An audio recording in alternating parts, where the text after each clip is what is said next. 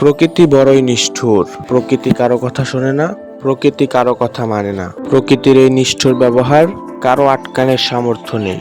133 রানে থেমে গেছে দিল্লি ক্যাপিটালস। জয়টা খুব নিকটে ছিল সানরাইজার্স হায়দ্রাবাদের জন্য, আর এই জয়টা এতটাই প্রয়োজন ছিল যে তাদের আইপিএলে টিকে থাকতে হবে। আজকের ম্যাচে হারলেই আইপিএল থেকে বাদ। তাই তো দিল্লি ক্যাপিটাল যখন 133 রানের মধ্যে থেমে গেছেন, জয়টা খুব কাছে, একেবারে হাতের মুঠোয়। উল্লাসে গ্যালারি মাতাচ্ছিলেন কাব্য মারান।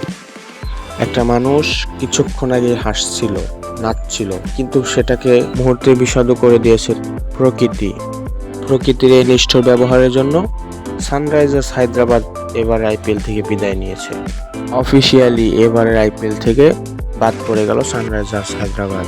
বৃষ্টির কারণে ম্যাচটি ওয়াশ আউট হয়ে গেছে। ম্যাচ পরিত্যক্ত হওয়ার কারণে পয়েন্ট ভাগাভাগি, আর যে কারণে জেতা ম্যাচের শেষ পর্যন্ত পয়েন্ট ভাগাভাগি করে নিতে হলো সানরাইজার্স হায়দ্রাবাদের, যেটা কোনোভাবেই মানতে পারছেন না কাব্য মারান।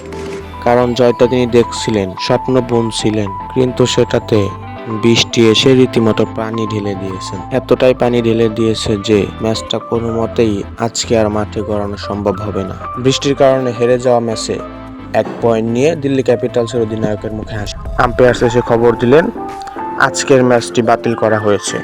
আর যেটা শুনে মুহূর্তেই চোখে জল এসে যায় কাব্য মারানের।